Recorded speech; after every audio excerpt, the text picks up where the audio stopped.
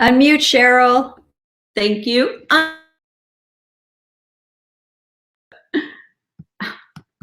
There. I'm sorry. Good morning, everyone, and welcome to All for One, our new name for the show that we've been doing for over 60 shows now. So it's very exciting to be here today. And I'd just like to start us off with a little invocation where we just kind of set the mood and set the tone for what's going to unfold today for us. And so just get comfortable in your seat or do whatever you want to do. You can lower your gaze or you can just close your eyes and just fall into this moment, into this powerful space. This one creative source of all creation is now just permeating all of the atmosphere around us. And I know that I am eternally connected to this source, as is each and every one of us. And everything that unfolds today is in perfect divine right order. Everyone that speaks, you know us better. Everyone, every thought, every idea, every new adventure, every new path that we decide to go down today is the right path. It's the way we are supposed to be going today. And we are each here by divine urge with so much joy and happiness in our hearts. And I know that we are open and receptive to everything that is now part of this program. And all the people that are viewing us and all the people that will view us in the future are going to take something away from this, that little nugget, that little gem, that little aha moment. And I am so grateful for each and every one of my team members, and I'm just ready to let it go and let it flow. And so it is. Amen. So today we're going to have a different kind of format than what we usually do, but that's always exciting. Something new and exciting. Perfect. So let's just start off with our intro question, which we usually do every week, is just going to be a check-in. We're all going to check in and see where we're going to, how everything is going to unfold today with us. And we're just going to tell you how everything's unfolding for us and where our lives are at this moment. And so I guess I'll start it off since I'm the intro person. So the thing that's going on in my life is I just see so much change and so much things cropping up that when those things happen, when those things crop up in my life, I know that there's powerful growth going on. And I am growing in just unbelievable ways. And so, you know, I don't look at things anymore as a problem. They're an adventure. And so here I am, I'm off on a new adventure every day. And other than that, you know, I'm very excited about my ministry and where I want it to go and how I want it to unfold. And other than that, my life is really, really good. I stay in my happy place all the time. I can't help it. It's just my natural state of being now. So who would like to go next and tell us what you'd like to share? Okay, not everybody speak at once. I'm going to call on somebody. There, Dale. I'm happy to go next. So thank you for sharing your update, your check-in, Reverend Cheryl. So, you know, I think for me, the check-in is all about gratitude. And it's about gratitude for our teaching and the way that it supports, embraces, and enhances my life. And behind the teaching, underneath all of it, it's really not the teaching, it's the truth that lies beneath it. And I've really drawn upon this in a very significant way over the last week, 10 days. I have a very large family, as many of you are aware, and we've had a number of very significant challenges in our family. And yet I know that over this time period that for each of us involved, that everything is unfolding exactly as it needs to. And I really emphasize that word. It's not should, it's always as it needs to for that individual's and everyone's involved, everyone's highest and best. And I'm just so grateful for the teachings, what the truth that is underneath those teachings that supports me in living particularly difficult times from a place of gratitude. So thank you for letting me check in. And I'm just going to jump in and say, hey, how about Reverend William? Good, because I was kind of wanting to go next. So it's divine right urge. I'm telling you what, I am just amazed at how much life, spirituality, in all aspects, has a common thread. Yesterday, I had my show where I was doing on the one thing, and I had an epiphany, an aha moment during that time where we're talking about a particular subject or life is going a certain way, but I'm now able to see a spiritual context to that situation, whether it's good or whether it's positive or negative. That's not the point. The point is that I see that spiritual thread, that divine urge that we always talk about coming through as either lessons that I needed to learn in that moment or a lesson of just a aha that I see spirit throughout my life, regardless of what I'm doing, is actually flowing. It's giving me proof, evidence that life is nothing but spirit in action. And I am just in this state of peace and gratitude, just knowing that everything around me is just perfect, divine, right order, which gives me the urge to do more and be more. And again, that leads me right back into gratitude. And that's what it's all about. I'm going to call on Reverend Dale now. Thank you. I was, of course, because Reverend Bradley's going next. Wow. There's so many fun things to talk about this morning. So many just great things. And my thing right now, I don't know if any of you, I'm sure you have experienced this, where you're just kind of going along in life and then these amazingly gigantic, wonderful shifts happen and they're just extraordinary. And I've had that this week where it's just been the synchronicity and things coming together that are opening like huge doors to walk through. And so I was really contemplating what's shifting in my life right now. And I had this moment of, oh my God, this is so big. Can I handle it? And I had this like almost like a fear, because it's something that's pretty extraordinary that I've been praying on, and voila, it is here. And it really made me present to how sometimes in life when we hold back creating our dreams and that which we are really truly desiring, because we might be fearful of the going big. And so I sat with that and just said, you know what, this is evolution. This is what I'm all about, is letting go and being more of who I am and what I'm here to do. And so I'm just kind of in the flow of that, because I don't know what it looks like. I don't know what's unfolding specifically, but I know what is unfolding, as everybody has already kind of clicked into this, especially Reverend William. This is spirit expressing. And when we say yes to living a life like that, where we're saying yes to something bigger and better and something that hasn't come forth yet in our life until now, when we say yes to that type of energy, it shows up. And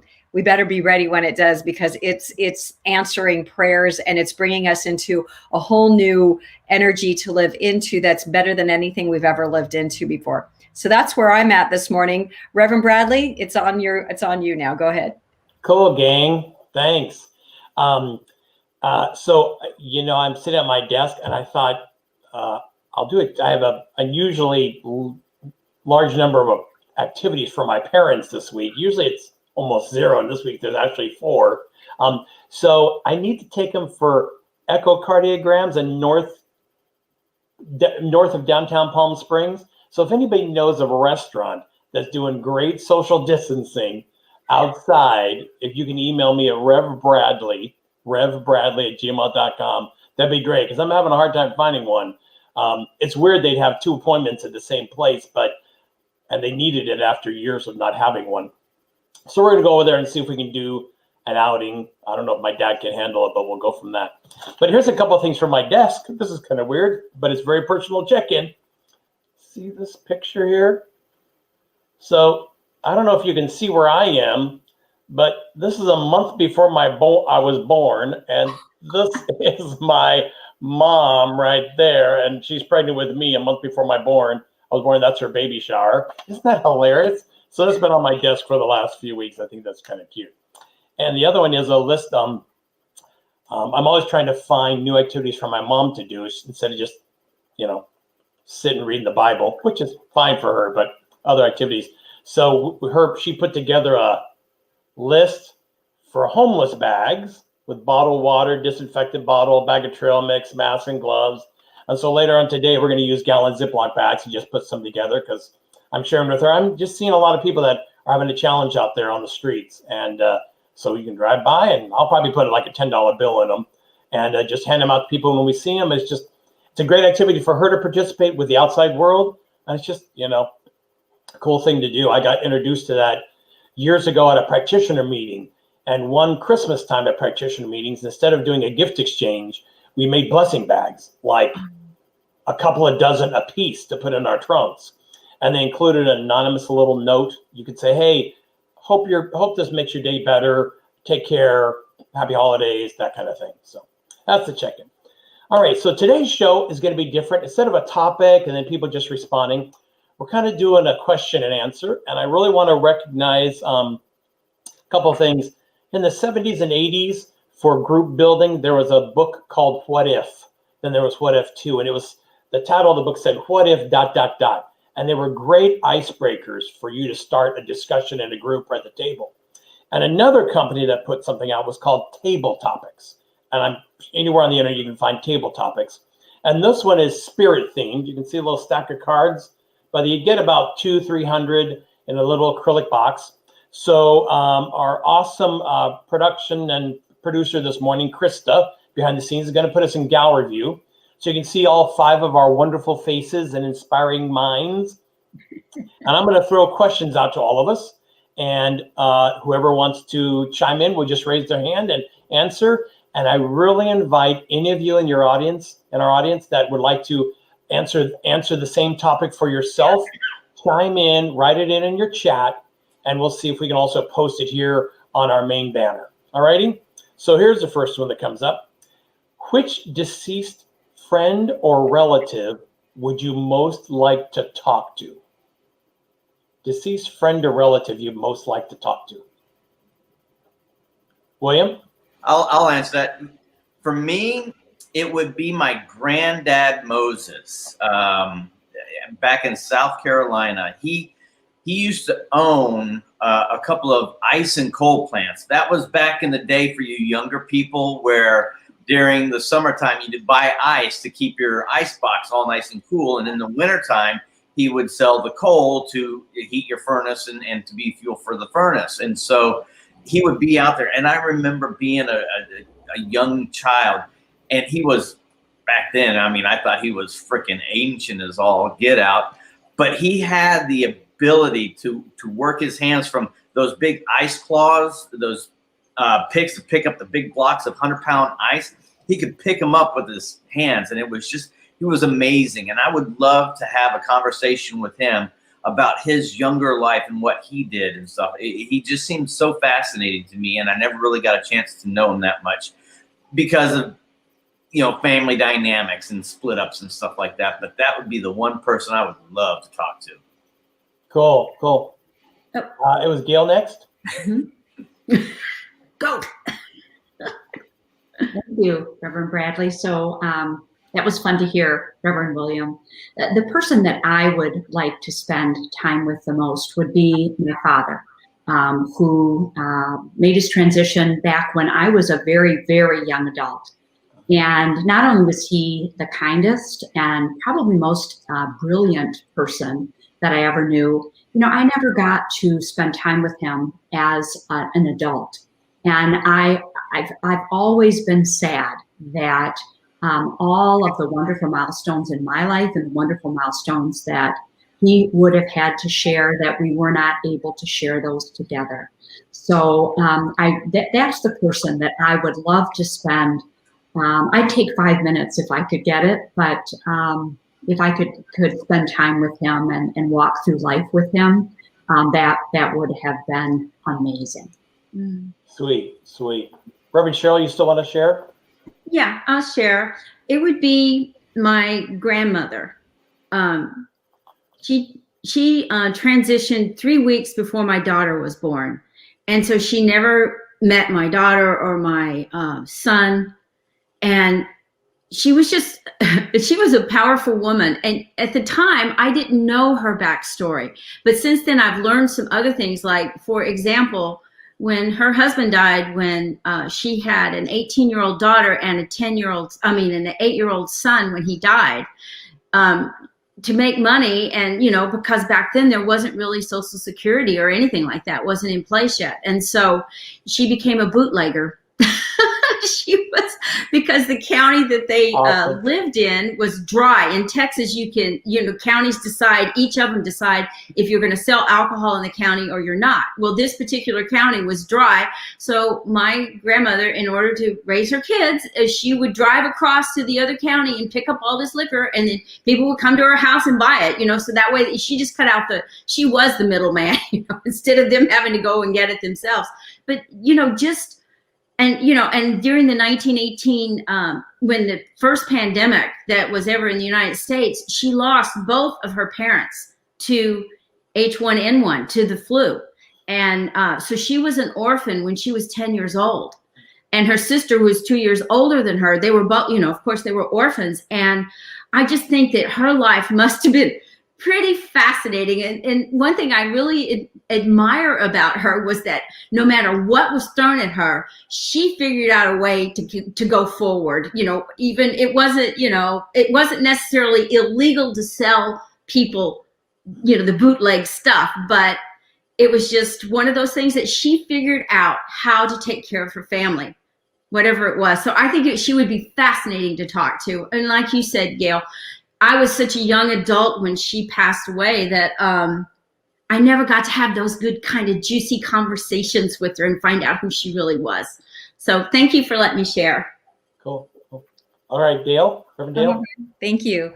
The one person I would like to speak with again that has passed is my mom. And the last 13 years of my mom's life, she couldn't talk because she'd had a stroke. So her mind was pretty, it was hard to communicate with her, even though she was still present in a way. But what's interesting about my mom is in my 30s around my 30s, she really tried to teach me how to become a leader, because she taught she taught people in nonprofits how to be leaders. And I always just poo-pooed it and said, I'm not interested. And now being in leadership, I would love to pick her brain and have her teach me everything that she was so wanting to teach me, because she must have known something that I was not aware of. So that's who I would love to communicate with. Thank you, Reverend Brad. Great. So I'm going to sidestep on what Reverend Dale mentioned because it came up, and so that's what I'm going to share, right? So when Reverend Dale, I'm a caregiver for my parents, you've heard many times, and Reverend Dale shared that her mom, who she partnered with her sister in taking care of, was fairly incapacitated for 13 years. And though I haven't heard my dear friend Dale mention that for, I don't know, a year or so, but even when I hear it, I think of it often. And just for saying that, then I will admit there's a part of me that kind of scares the crap out of me because I'm a caregiver, right? And then a part of me, most part of me, I use that because I know how loving and gracious and kind Dale is over the years, that I know I'm a loving and kind person, but hearing her share helps me take a deeper breath and pull more of that out of me to continue to be loving, kind to my parents. So, when you're hearing a share like that, that's what can happen to everybody, whether they're the clerk across the counter or one of these awesome, wise, spirit light beings here. What else does it pull forth from you? So here's one, another card. Are you able to accept kindness offered to you? So I'll go share first. Years ago, I don't think I'd even been introduced to religious science yet. I may have been introduced. I think I was introduced to positive philosophy books like Norman Vincent Peale and yada yada, and David Schwartz, Magic of Thinking Big. But I remember years ago, I thought it was the dumbest thing how my dad and my grandfathers would argue over the check. You remember that? Oh no, I'll pay. No, I'll pay. I just thought that was the dumbest thing. And I think it took me seeing that as a kid and then become an adult, where, and my colleagues here may have heard it, if I don't know you, you get, if you offer to pay for the check for something, you get 2 yashurs. And if you're closer friend, you get 1 yashur. Are you sure? And if you're an intimate friend of mine, I don't even ask. I just say thank you. So that's my level of kindness. And I'll probably more majority of the times I just say thank you. A total stranger does something, thank you. I don't need to say, are you sure about that? I actually had a guy drove a really funny car the other day up to a coffee shop. I'm looking for my mom for a bran muffin. We won't go into that. And so I'm going to a coffee shop. Yeah, William's laughing. Thanks for having your mic muted, William. And the guy has a car designed just like one of the cars from the cartoon Cars, right? Bright colored and says Dino gas oil on the side. I was laughing. I said, it's great. Can I take a picture? And I go in and I have to kind of convince him, can I please buy your wife a coffee that you're getting? Because that just brought me so much joy. And I had a challenging morning with my mom. Oh, okay. It's like, just say yes and thank you. So who else anybody else want to go for, are you able to accept kindness offered to you? Gail? So I have 2 things to share around that question. And the answer is yes, with my own internal reminders. So a couple of things have come up for me. I didn't used to be as open to people giving me and offering me kindness. And then someone, I don't know who it was, don't remember who it was, brought up to me the truth that, gosh, Gail, do you love giving? Which I do. Well, then if you're not able to receive that kindness back, then you're disallowing that same joy within someone else. And that was very impactful for me because I do love to give of myself. And I don't want to eliminate that opportunity for anyone else. So that was very impactful to me. And then, of course, as I went through practitioner training and ministerial training, the law of giving and receiving, became very paramount. So again, that truth underneath our teaching and living that truth really expressed for me. So knowing that it all begins with giving, but the circle is completed with receiving. So that means receiving someone else's kindness. Thanks for letting me share. Awesome, Reverend Gail. Somebody else want to tag onto that at all, or you want another question? Reverend William? Yes. Short answer, hell yes. I will take my good anytime. Because like Reverend Dale said, I love to be of service. I love to be generous. And especially since becoming into this philosophy where there is a flow of energy, just like electricity, there has to be a connection, a completed circuit. So the flow of me giving, I have to be able to complete that as receiving good. Couldn't have said it any better than what Reverend Dale said, because I know how much it makes me feel good and brings joy to me. Why would I ever want to deprive anybody of that same feeling? And plus, it's always good to get gifts. Next time we go out, Brad, I'll let you pick up the check. Great. Okay, sounds good. If I offer. Thanks, Reverend William. Reverend Dale? Well, I echo everybody else here. I've had an evolutionary process with learning to receive kindness and just allowing it and feeling how healing it is. And I'm never at a loss of that joy and kindness that people give. And I'm going to talk about somebody in our circle here, Reverend Dale.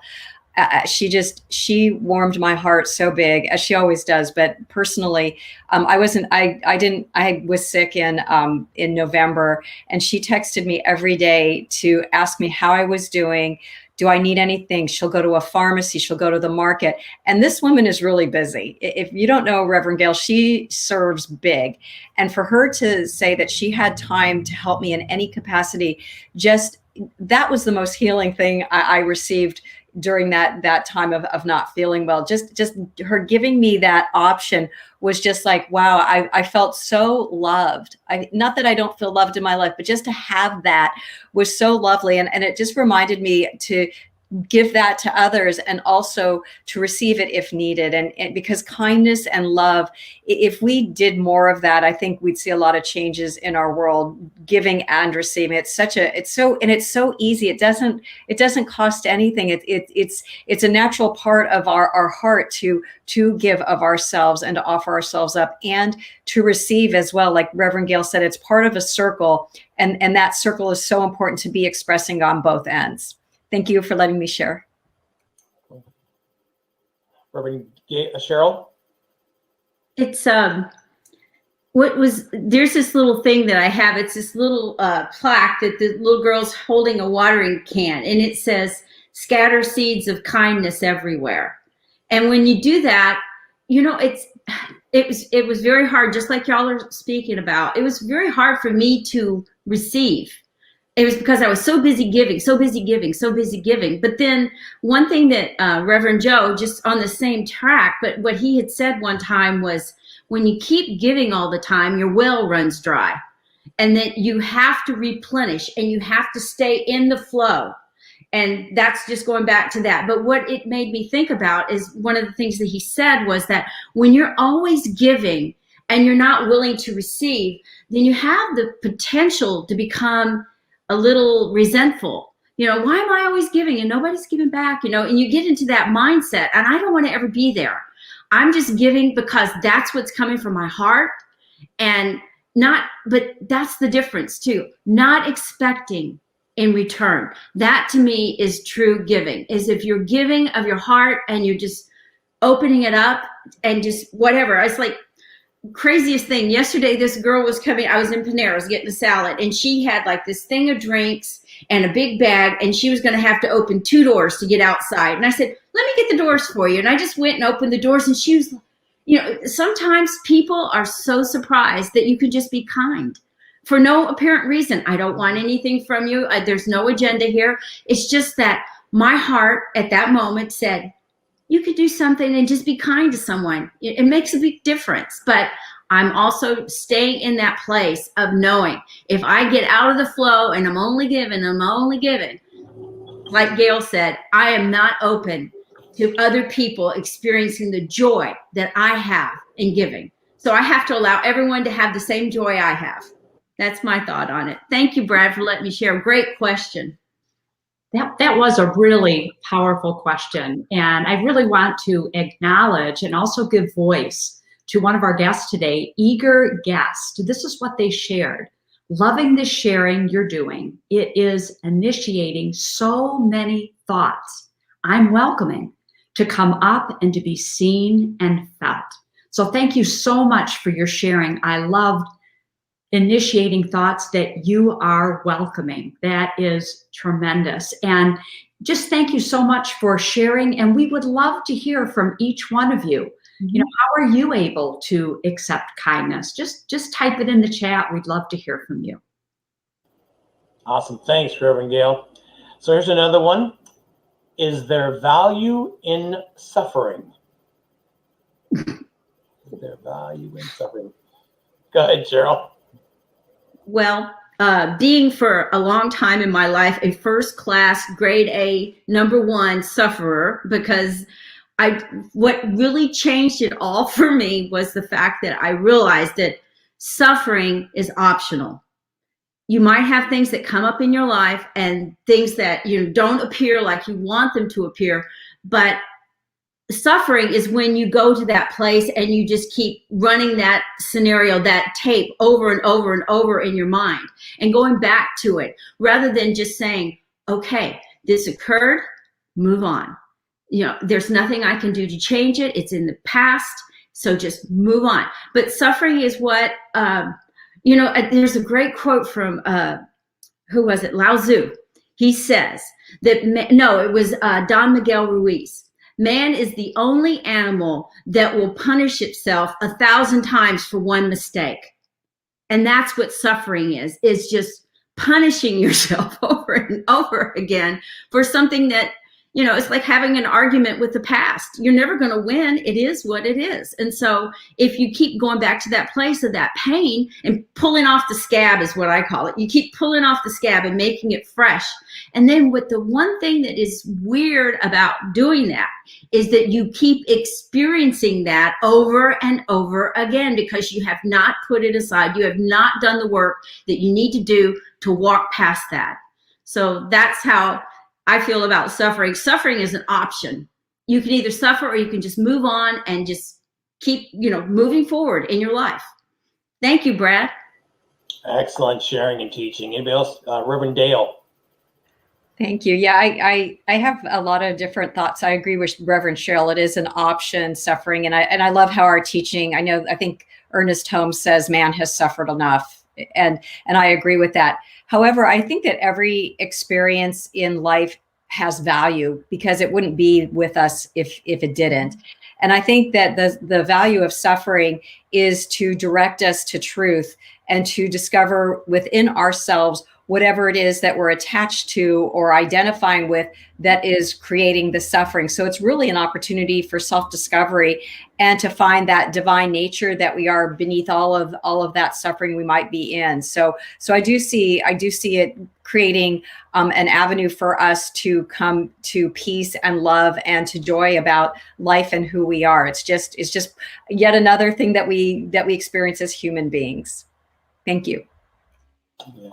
I'd like to add on to that.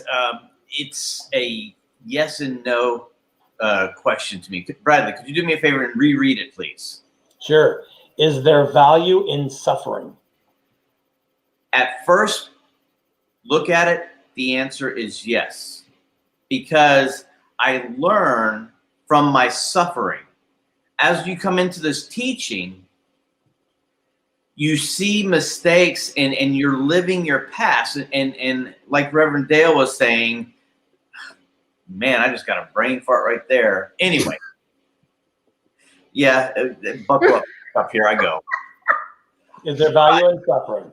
But when you understand that all life is unfolding, suffering is an elective event. Things do happen that aren't positive, but to, like everyone was saying, to relive them and rehash them, that is an option. So suffering isn't the way to go, but you can learn from it on the initial basis of when you're not necessarily, and I don't want to be condescending, but when you're not enlightened or when you don't know that you don't know. Once you realize that your thoughts create your realities and that everything unfolds perfectly and things do happen that aren't the way you want them to be, you don't have to suffer because you can always change your thoughts or redirect your thoughts to recreate your reality. But to live in the past and recreate that suffering is definitely not the way to go.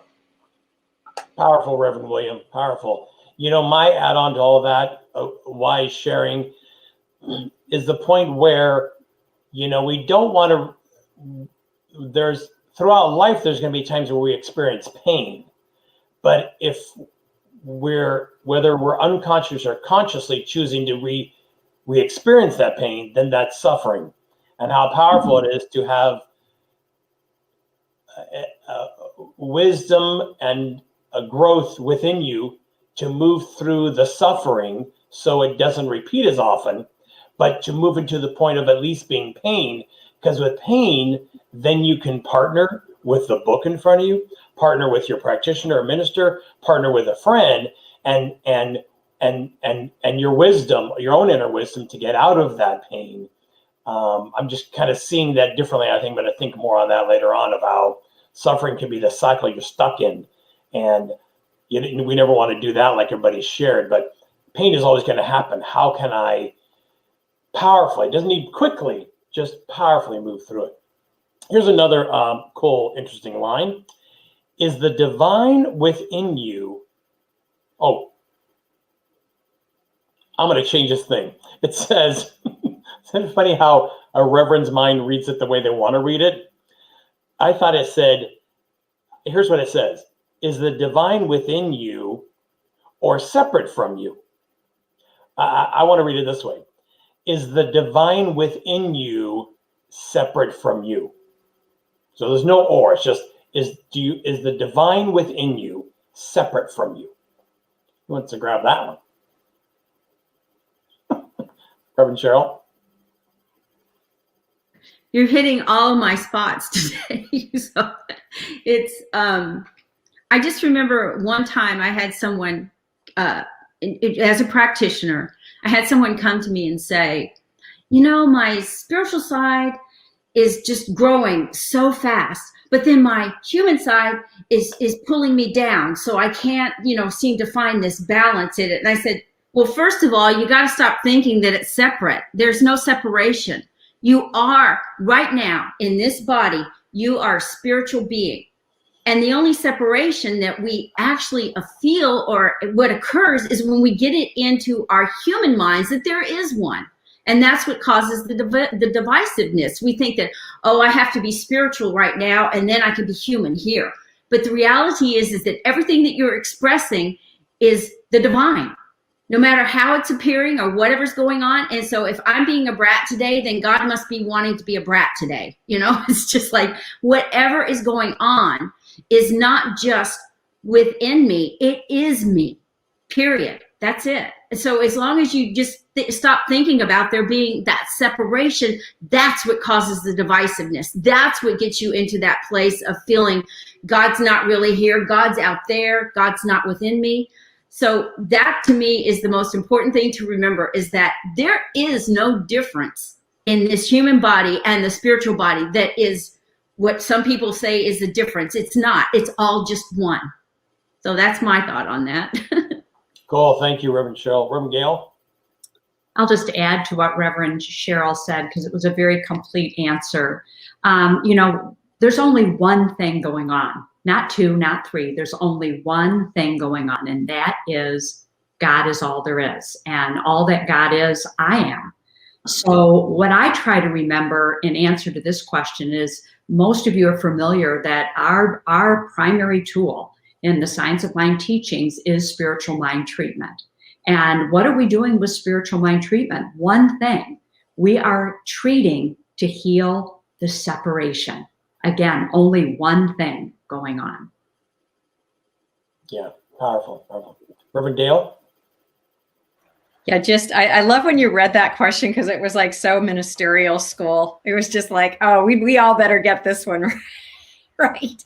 But just to add on to what's already been said, you know, to me, you know, our minds are so fascinating, and I've just come to really know and believe so very deeply that all our issues, it's just our thinking, and we teach that it's all our thinking is the problem, or not the problem, depending on what you're experiencing in life. And for me, it's when we really think and realize that we are that allness and the wholeness of spirit, and we start adjusting our identity to stop seeing, like what Reverend Cheryl said, that was a great example, that, you know, we start dividing the way we think of ourselves as human and divine when it's all one integrated thing, and to be able to start identifying ourselves more deeply with our spiritual nature. That's when the real great growth and expansion happens. So thank you.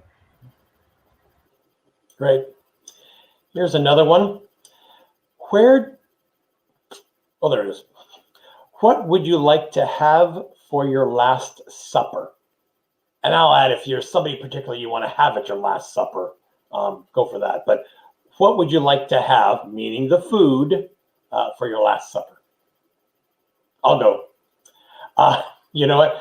I've had so many wonderful times with my son, particularly when he moved away and we were living in different states, and he was in high school, and I moved to town, and we'd hit Yard House. And my sweet cousin Betsy, who I don't think she ever listens to this, but her mom introduced me to religious science in 1986. So there's a shout out to Aunt Vel de Carmel, and Betsy Carmel. And she introduced to Yard House. They have a great happy hour. So my last supper, sitting there with an onion ring tower, the large size, and the chicken nachos, which is really huge. And sometimes my son likes to get boneless wings. And we just chat or not chat, pop on and off on their phone. And it was just nice, relaxing times, especially when it's snowing outside. You can see I can feel the physical memory of doing that. And that would be great for my Last Supper. So hopefully he doesn't have to wheel me in to do that, but that's mine. Anybody else want to share? What would you like to have for your Last Supper? Reverend Dale? So I'd like to jump in first, and then I will answer the question. We have an awesome guest that shared on our last question, and this was their sharing. You are the divine within you. So thank you so much for that sharing. Very powerful answer. And you guys are going to laugh when I say this, but the two things that I would love to have at my Last Supper would be anything with avocados. I absolutely love avocados, and a really, really nice glass of red wine. Well, for me, there's so many foods that I love and that I grew up with and make, but it would have to be this. Our family has a tradition for New Year's, and it's corned beef and collard greens. And black eyed peas. Oh. Right now, that just sounds so good to me. Oh, with buttered rolls. That's got to be my Last Supper. Thank you for letting me share. Now I got to go make dinner. Yeah, right. That's right. Reverend Dale? So for me, I grew up in Los Angeles, and my parents loved to take us out to eat. And we used to go to those old school steakhouses where they had the big red booths, and it was just all dark on the inside. Many people know I don't eat meat, but my Last Supper would be at a steakhouse with sides, and definitely a martini, a dirty martini. That's my drink. But I love like the mashed potatoes, the onion rings, a salad with blue cheese dressing, fresh bread, maybe some broccoli. That to me, that's the ultimate Last Supper for me. And I would want to be just gathered together with everybody, whatever time in my life that event would happen. Whoever I love, I would just want them there to enjoy with me. Thank you. Great. Reverend Cheryl? You know, I was sitting there thinking about this question, and, you know, immediately I'm a meat and potatoes person. So it would have to be a baked potato and, you know, a big steak. But the main thing would be just give me a loaf of bread, because I love bread. I love bread. That is my weakness, my downfall completely. So I would be stuck between meat and potatoes, and just give me a big, fresh, hot loaf of bread with some butter, and I'd be in heaven already. That's great. That's great. So Reverend Williams' menu, I tried to get that Monday night at the Southern Belle Cafe on Dune Palm, and they were closed on Monday night. The Southern Belle Cafe has just what Williams wanted for his last meal. But so as the observer and the host for our discussion, we all had our smiles and all continued our smiles much more on food than when talking about the divine within. So it's just kind of a little observation to see. Well, we're trying to put the divine in us. There we go. That's right. Because I know Reverend Dale knows avocados are the divine with red wine in meat. So here's another interesting one. Where would you like your final resting place to be? Where would you like your final resting place to be? Reverend William? Again, you know, it's funny. The common thread is my childhood. Again, like I talked earlier about Granddad Moses. Well, he had this lake house on Lake Santee in South Carolina. And I have such fond memories of that place. Playing hide and go seek in the water underneath the pontoon boats. I don't know if anybody's been on a lake and, you know, you're swimming around the dock and you're trying to play tag, hide and go seek.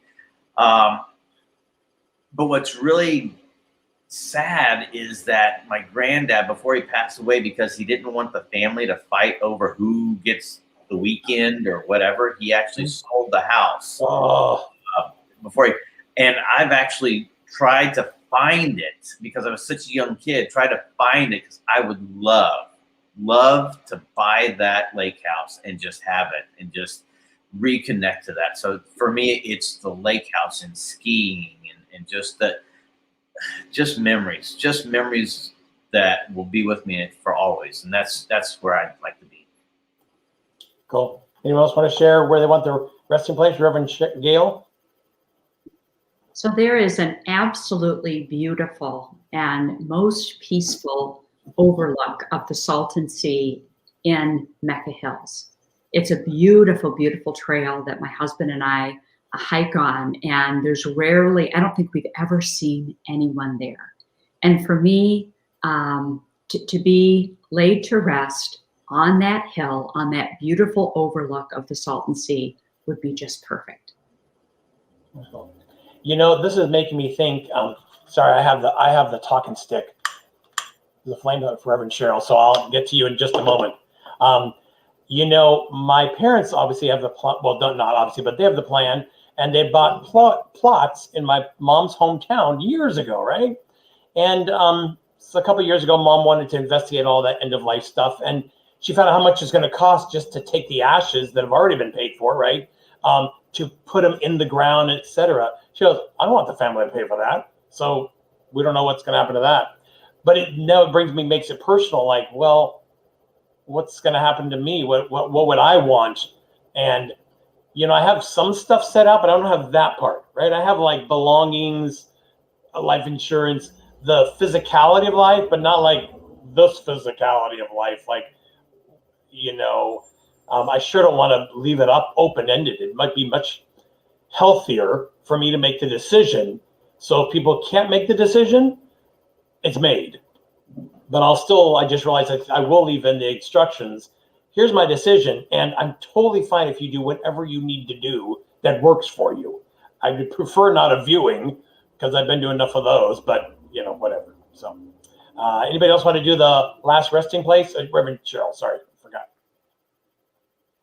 That's so, you know, I have told every friend I know that you had better never lay me out in a casket and let people walk by and stare at me. For one thing, I can't do that. And the last time I was in the South, and that's a big thing in the South, I walked by and my knees went out. You know, I just almost passed out because it's too much. But I've told my daughter, I've told everyone, but I would love, there's this one place, it's in Carmel Highlands. It's right on the ocean, and it's the oldest cypress grove in California. And it's one of the only ones left.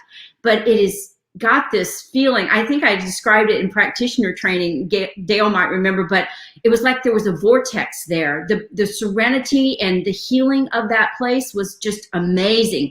So I would like my ashes just to be spread all over the place there, you know, because I know my energy's already gone. This is just the remains, but just to be in that calm, cool, that vortex area would be perfect for me. Thank you. Anybody else want to share before we have our last topic?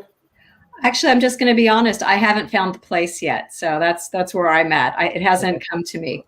Okay. All righty. I'm sorry. The teenager in me wants to ask a question. It's just so not appropriate for her. So, all right. Here's a rich one for all of us to answer at the end. Is it more difficult for you to speak kindly or honestly? I thought it was interesting.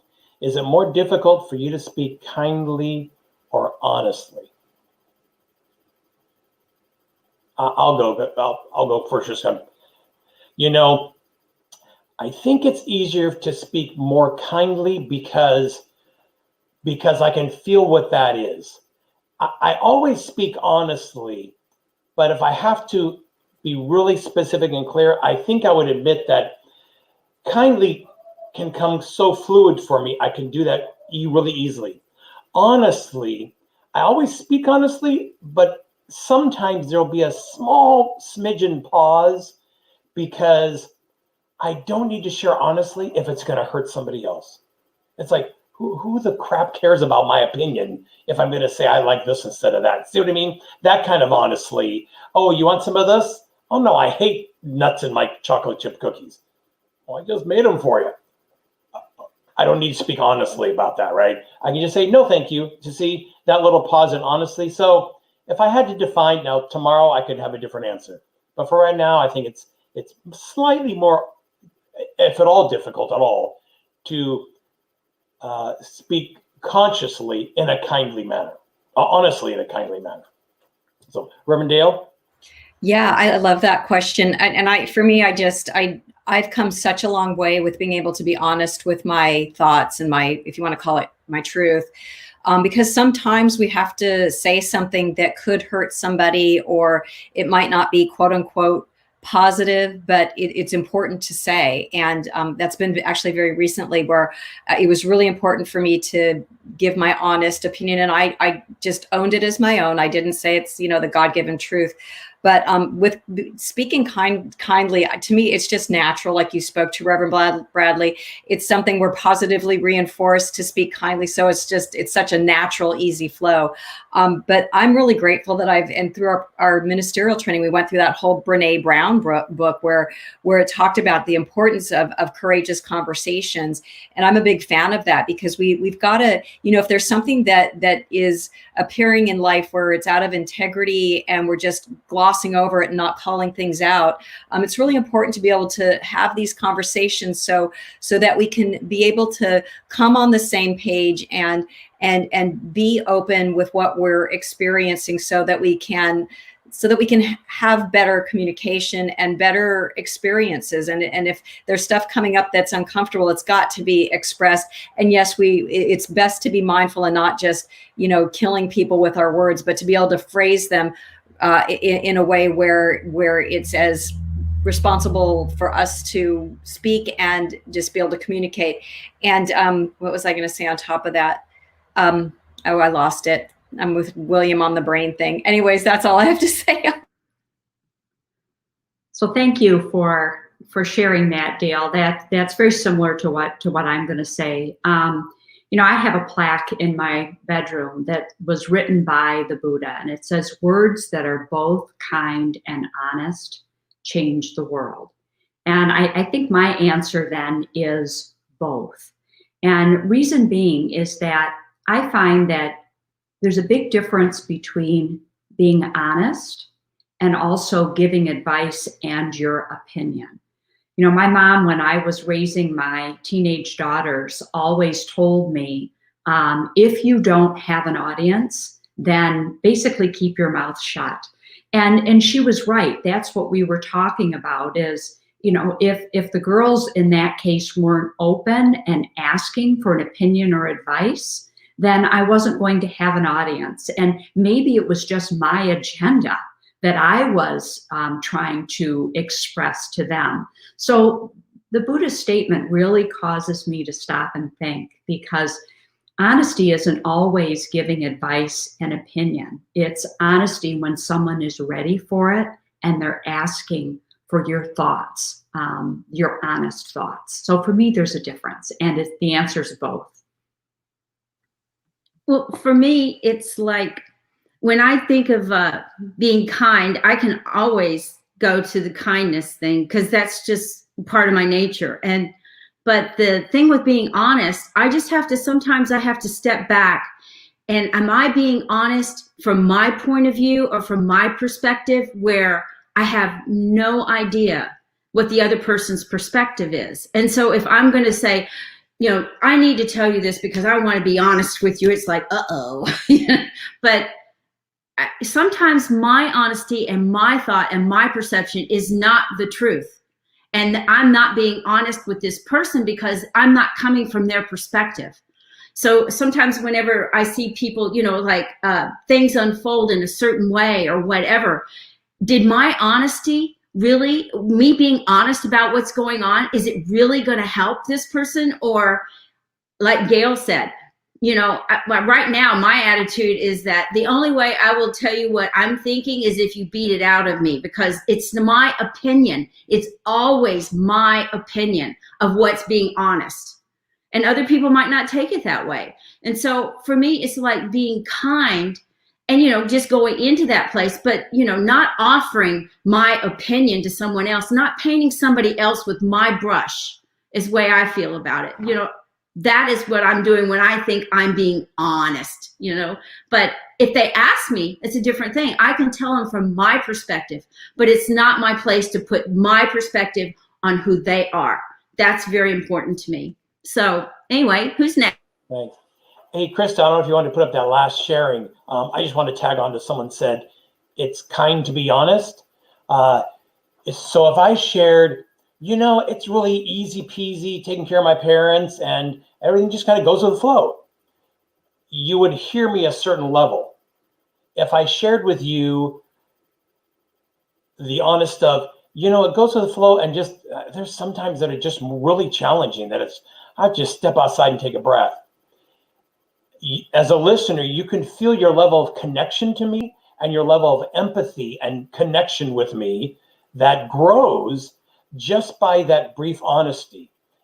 But I have to make sure that I'm willing to be okay if someone judge me when I tell them it's challenging sometimes, right? So that's the part where it's only through practice, I promise, that comes about. Thanks for that part. Awesome show, folks. I'd like to add one thing about that last question before we started going into our closing time. Being honest doesn't necessarily mean you have to say every innate thought that comes across your mind as an opinion about somebody. That's not, I think, what the question is about. So just because I might be thinking about something that someone's doing that I may not think is appropriate or a good idea, keeping it to myself isn't being dishonest. And so the idea that being honest means that, every thought that comes across your head has got to be verbalized. That's not what we're talking about. But being kind is, coming from that place. But real honesty is being kind. I mean, it can, more often than not, it is the same thing. That's what, again, going back to our teaching, being honest, being authentic. How about that? Being authentic. So when there's something that I don't want to do, let's say we're making plans or going somewhere, being honest and like, you know what, I really don't feel like going to that bar tonight. I want to go over to this other place, something like that. Being honest or speaking up with what's happening.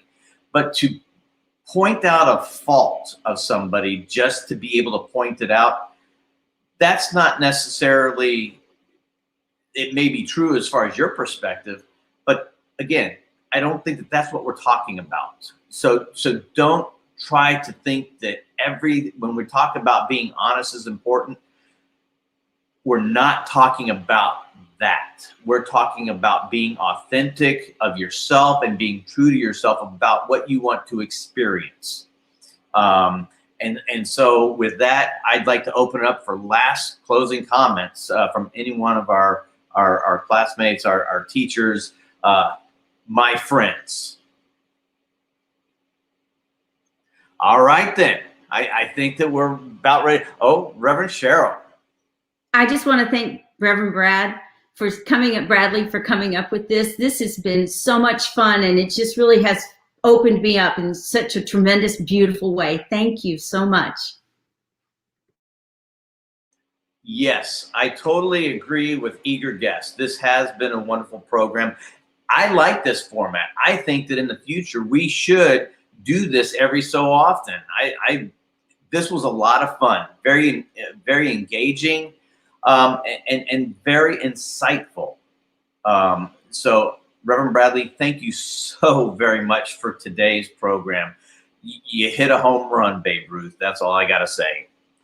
All right, with that, okay, I've got to thank Swing Point Media and the whole crew with what they do for us every single day. You got to give a shout out. Thank you so very much. Please, you enjoy this program. Down below, you can see a phone number. You can contact us. If there's anything that brought up something in you that you need help, we have practitioners. And we have practitioner interns who need to be of service to you, to help them cultivate or strengthen their spiritual connection. So please give us a call with anything or that you need help with. But also, please donate to us. these programs, these go out worldwide, and to have this message to be able to be at a click away for someone in need is just amazing to me. I love the way that Spirit unfolds. So if you'd like to support us, please do so, either clicking on the tab on our website, that little yellow tab, donate tab, or phone it in and talk to somebody. That would be wonderful. Every single day we have something going on, and I have a little list here of things that are happening. I tell you what, Thursdays are the jam-packed day. Sunday is our service, which is great. But Thursdays, take a look at this. You have Dr. Laura with the Higher View at 10 a.m. doing her deal. She's going to be talking about the 40-day prosperity plan. Talk about challenging times or exciting times. What a program to listen to Dr. Laura create or help you create your prosperity plan. That's wonderful. Dale, also on Thursdays at 9. I believe she does an hour-and-a-half show. It's the Sacred Circle. She's always got great content, and I saw her raise her hand, so I'm going to let her talk about it. It's not a show. It's just a group that comes together to kind of just share where they are in life, and then we do prayer and stuff like that. And I believe you can just email me for the Zoom link if you want to join us. It's every Thursday, 9 a.m. to about 10:30. So thank you, Reverend William. You are quite welcome, Dale. You are very, very powerful, and even though that we are technically on a playing field, we're both reverends, I tell you what, I wouldn't be where I was without your teachings and stuff like that. So